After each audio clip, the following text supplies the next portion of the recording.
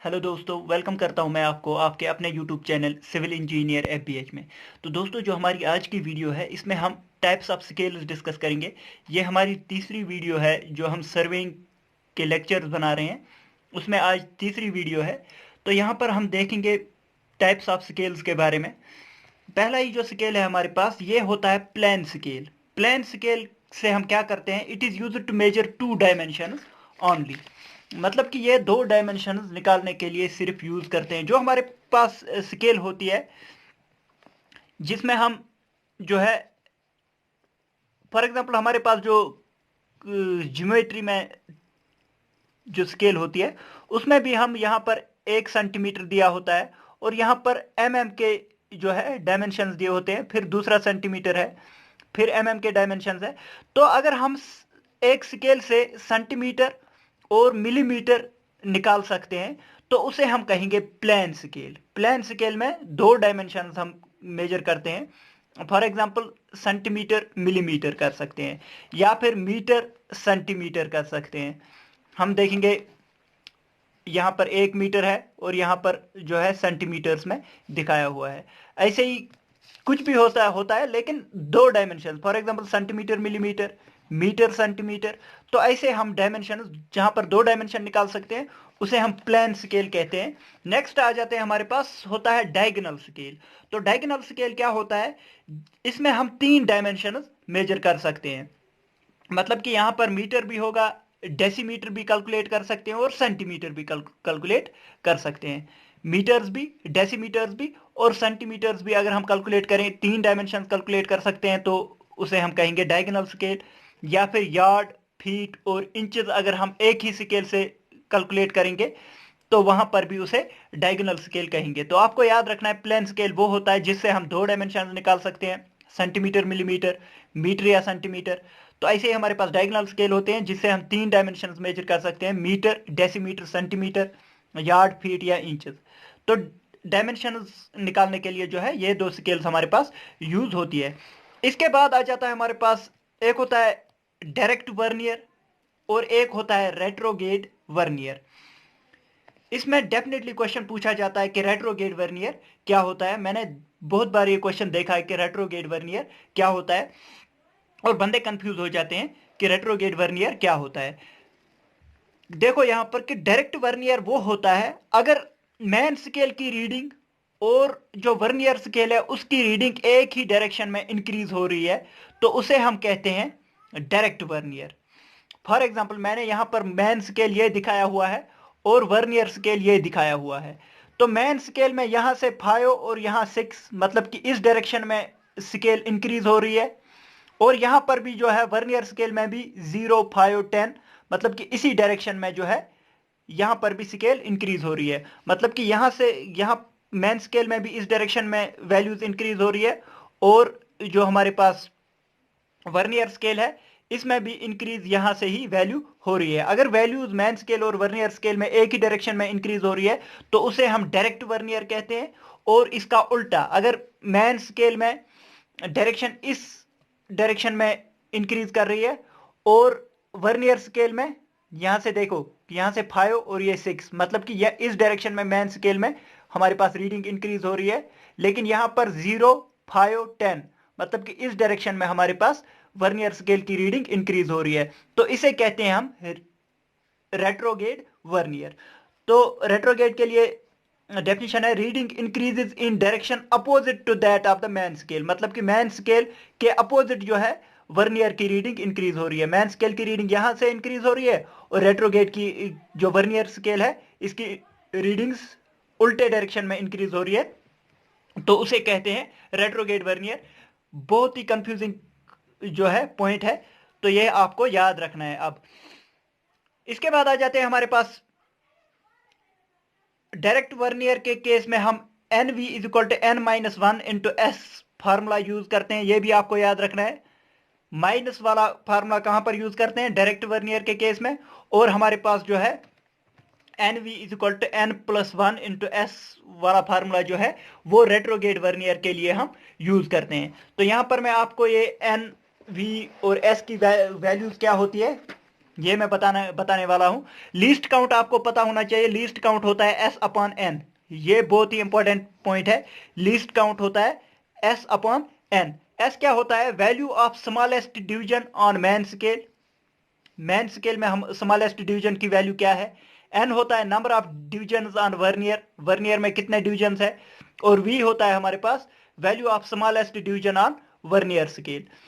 S होता है smallest division on main scale, v होता है smallest division on vernier scale, और एन होता है नंबर ऑफ डिवीजन। तो ये फार्मूले आपको आई होप क्लियर हो गए होंगे।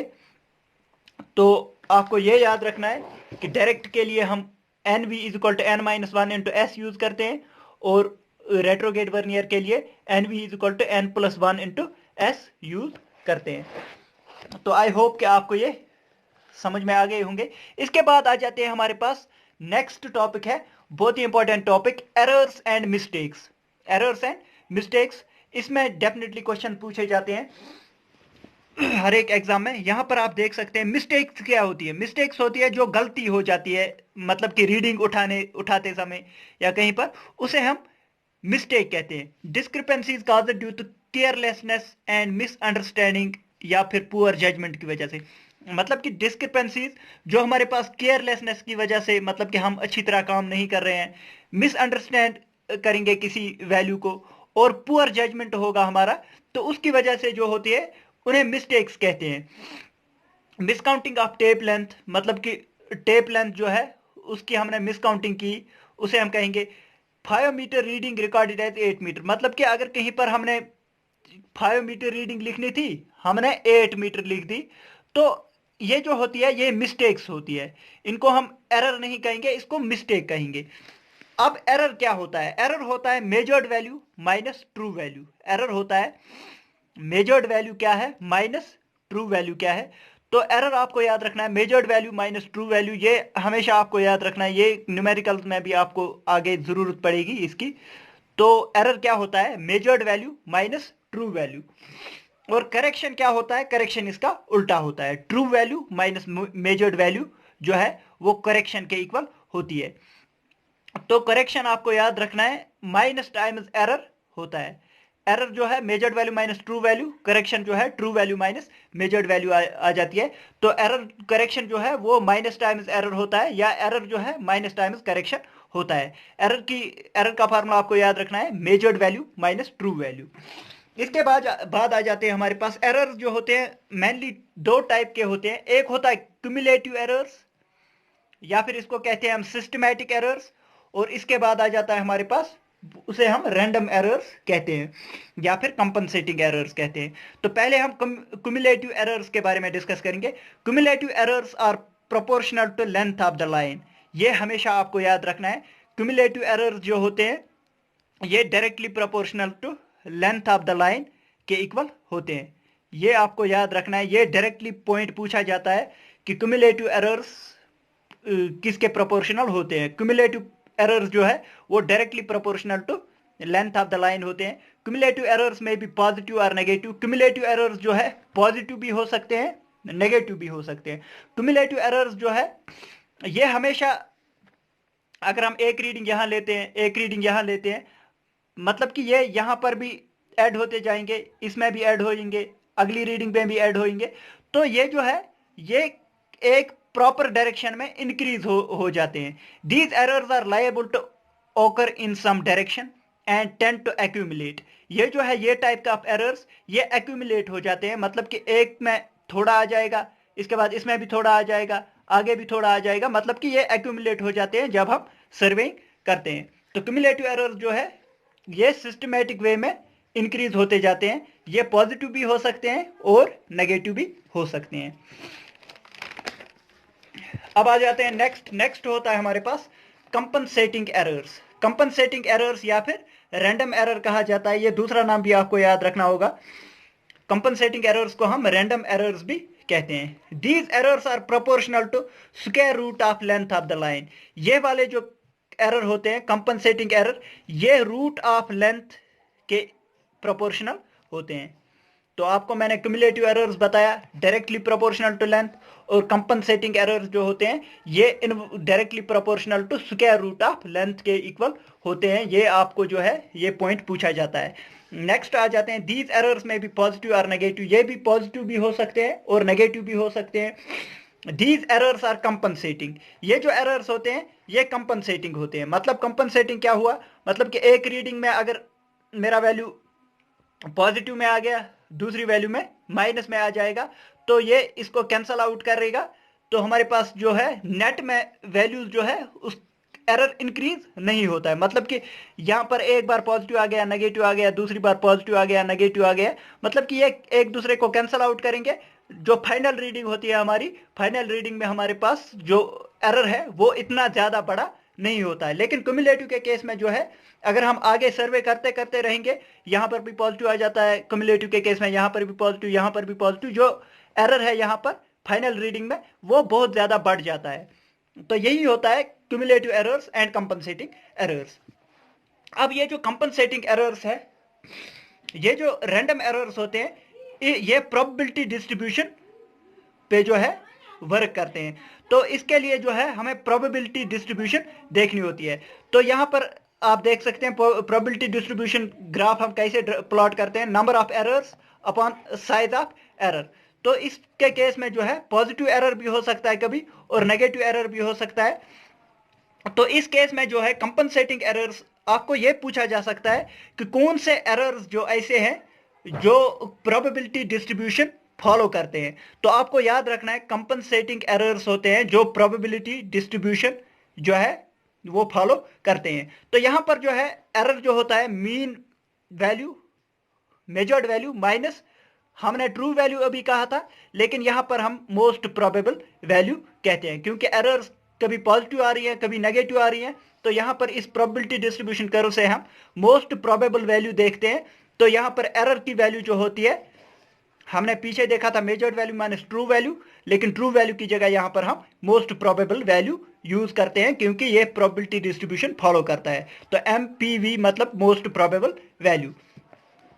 तो most probable value is quantity close to true value, मतलब कि हम मोस्ट प्रोबेबल वैल्यू एक लेते हैं जो कि क्लोज मानते हैं हम, ये ट्रू वैल्यू के क्लोज है। यहां पर ये जो एरर होता है इसको हम मोस्ट प्रोबेबल एरर भी कहते हैं, रेजिडुअल एरर भी कहते हैं, या फिर वेरिएशन भी कहते हैं। तो यहां पर आपको और एक चीज याद रखनी है, डायरेक्टली क्वेश्चन में पूछा जाता है कि मोस्ट प्रोबेबल एरर किसके इक्वल होता है। मोस्ट प्रोबेबल एरर होता है plus minus E upon root of N. तो एन होता है number of observation, plus minus error upon N, तो नंबर एन होता है नंबर ऑफ ऑब्जर्वेशन। ऐसे ही हमारे पास एक और टर्म आ जाती है directly, standard error of mean, standard error of mean या फिर standard deviation of mean. Standard deviation of mean sigma M होता है, ये होता है plus minus sigma by under root N. Under root N की होता है हमारे पास नंबर ऑफ ऑब्जर्वेशन। तो ये भी आपको याद रखना है कि कंपनसेटिंग एरर्स जो है वो प्रोबेबिलिटी डिस्ट्रीब्यूशन फॉलो करते हैं। तो प्रोबेबिलिटी डिस्ट्रीब्यूशन के लिए हम एरर होता है measured value minus most probable value, और ये दो वैल्यू जो है आपको याद रखनी है। अब आ जाते हैं नेक्स्ट। नेक्स्ट जो है, नेक्स्ट बहुत ही इंपॉर्टेंट पॉइंट मैं आपको बताने जा रहा हूं। इसमें से आपको क्वेश्चन पूछा जा सकता है कि इनकरेक्ट लेंथ ऑफ टेप की वजह से जो एरर आता है ये क्यूमुलेटिव एरर होता है, और इसकी वैल्यू जो है पॉजिटिव भी हो सकती है, नेगेटिव भी हो सकती है। मतलब क्या हुआ इसका कि अगर हमारे पास एक टेप है, इसकी एक्चुअल वैल्यू 5 मीटर है, ये एक्चुअल में 5 मीटर है। अब हम देखेंगे इसको incorrect length of tape. Incorrect length मतलब कि इसको हम कभी 5.2 मीटर भी हो सकता है कि इनकरेक्ट लेंथ इसकी लिख जाए, कभी हम 4.8 मीटर भी हो सकता है कि इसकी इनकरेक्ट लेंथ जो है लिख दें। तो इस वजह से जो हमारे पास है वो पॉजिटिव एरर आ जाएगा, और इस वजह से जो है हमारे पास नेगेटिव एरर आ जाएगा। तो हमारे पास ये जो incorrect length of the tape है, इससे जो है एरर पॉजिटिव भी हो सकता है, इससे एरर जो है नेगेटिव भी हो सकता है, क्योंकि इनकरेक्ट लेंथ हम इस एक्चुअल से ज्यादा भी ले सकते हैं, एक्चुअल से कम भी ले सकते हैं। कभी ज्यादा भी हो सकती है, कभी कम भी हो सकती है हमारे पास वैल्यू। तो आई होप कि आपको समझ में आ गया होगा। क्यूमुलेटिव मतलब क्यूमुलेटिव हम 5.2 वाली से ही मेजर करेंगे, 5.2 वाली से अगली भी मेजर करेंगे, 5.2 वाली से अगली लेंथ भी मेजर करेंगे। मतलब कि यहां पर भी 0.2 का एरर आ जाएगा, यहां पर भी 0.2 का एरर आ जाएगा, यहां पर भी 0.2 का एरर आ जाएगा। मतलब कि एरर जो है वो ऐड होता जाएगा, इसीलिए क्यूमुलेटिव मैंने बताया। कंपनसेटिंग होता है, कंपनसेटिंग के लिए दूसरी दूसरी कंडीशन में अभी बताऊंगा। एरर ड्यू टू सैग, सैग क्या होता है? फॉर एग्जांपल हम यहाँ पर ये जो है सर्वे यहाँ से यहाँ लेंथ हमें मेजर करनी है, तो हमारे पास एक टेप है, तो हम जो है टेप हमारा सैग कर रहा है। सैग हुआ कि मतलब कि डायरेक्ट नहीं, ऐसे हम टेप रख रहे हैं, हम बराबर पुल इस पे नहीं लगा रहे हैं ताकि ये स्ट्रेट रहे। तो इस सैग की वजह से यहाँ पर पॉजिटिव एरर आ जाएगा, यहाँ पर फिर से पॉजिटिव एरर आ जाएगा, यहाँ पर फिर से पॉजिटिव एरर आ जाएगा। यहाँ पर फॉर एग्जांपल 2.2 mm का फर्क आ गया, यहाँ पर भी 0.2 mm, यहाँ पर 0.3 mm। तो ये जो है एरर ये पॉजिटिव होता है, एक तो ऐड होता जाता है, ऐड हो जो हो रहा है उसको हम क्यूमुलेटिव एरर कहते हैं, और पॉजिटिव में ही एरर आ जाएगा। तो यहां पर आप देख सकते हैं एरर ड्यू टू सैग जो है वो भी क्यूमुलेटिव होता है और पॉजिटिव होता है। टेप नॉट स्ट्रेचड हॉरिजेंटली, अगर हम हॉरिजेंटली टेप को बराबर स्ट्रेच नहीं करेंगे तो उसकी वजह से जो उसकी वजह से भी सैग ही हो सकता है, तो वो भी क्यूमुलेटिव पॉजिटिव एरर आ जाएगा। Error due to temperature, temperature की वजह से जो एरर आ जाएगा वो भी क्यूमुलेटिव होता है, पॉजिटिव और नेगेटिव होता है। टेम्परेचर से आपको मैं आपको दिखाऊं, यहां पर ये टेप है हमारे पास, फॉर एग्जांपल ये टेप है, 5 मीटर की टेप है, फॉर एग्जांपल कह रहा हूं। इसके बाद अगर टेम्परेचर इंक्रीज हो गया तो इसकी लेंथ इंक्रीज हो जाएगी, 5.2 आ जाएगी। तो इसकी वजह से अगर 5.2 इसकी लेंथ बन गई तो हमारे पास एरर जो है जितने भी मेजरमेंट करेंगे तो उसमें पॉजिटिव पॉजिटिव एरर आ जाएगा। मतलब कि एरर तो एक तो बढ़ रहा है और दूसरा ऐड हो रहा है, तो इसको क्यूमुलेटिव कहेंगे। अब दूसरा पॉइंट, अगर टेम्परेचर डिक्रीज हो गया तो इसकी लेंथ जो है वो डिक्रीज हो जाएगी। 5 मीटर एक्चुअल थी, अब 4.8 आ गई, तो 4.8 की वजह से यहां पर नेगेटिव एरर, फिर जो मेजरमेंट करेंगे नेगेटिव, फिर जो मेजर करेंगे नेगेटिव। मतलब कि एरर जो है वो इंक्रीज हो रहा है लेकिन माइनस में आ रहा है। एरर हमारा इंक्रीज हो रहा है लेकिन जो है हर एक मेजरमेंट के साथ हमारा इंक्रीज हो रहा है एरर। तो इस ये जो है ये क्यूमुलेटिव एरर है, एक तो ऐड हो रहा है एरर और नेगेटिव भी आ रहा है। तो ये जो टेम्परेचर की वजह से है पॉजिटिव भी एरर आ सकता है और नेगेटिव भी एरर आ सकता है।